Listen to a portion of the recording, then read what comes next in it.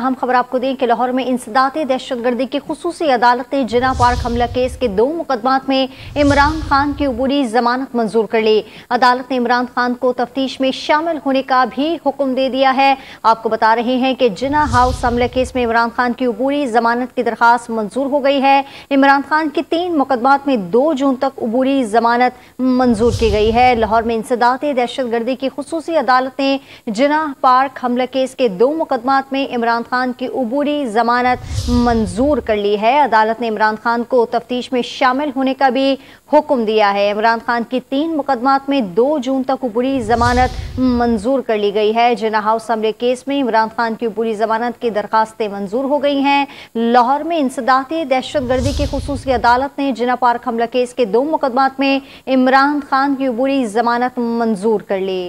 अदालत ने इमरान खान को तफ्तीश में शामिल होने का भी हुक्म दे दिया है। इंसदाती दहशतगर्दी अदालत का इमरान खान को शामिल तफ्तीश होने का हुक्म सामने आया है। इमरान खान को 1-1 लाख की जमानती मचल के जमा कराने का हुक्म दिया है।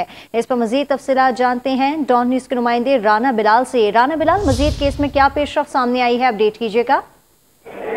जी देखिए, इमरान खान आज अबूरी जमानतों में जो है वो लाहौर की दहशतगर्दी अदालत में पेश हुए थे।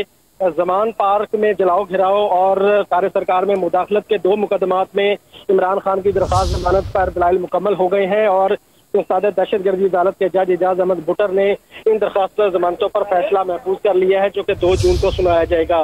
दूसरी जानिब जिना हाउस पर हमले और जो दीगर 3 नए मुकदमात इमरान खान पर दहशतगर्दी दफात के तहत दर्ज किए गए थे, उन मुकदमात में भी इमरान खान की जानिब से आज इंसदाते दहशतगर्दी अदालत में अबूरी जमानत दायर की गई। इमरान खान इन तीनों केसेस में भी अदालत में पेश हुए और हाजिरी मुकम्मल करवाई।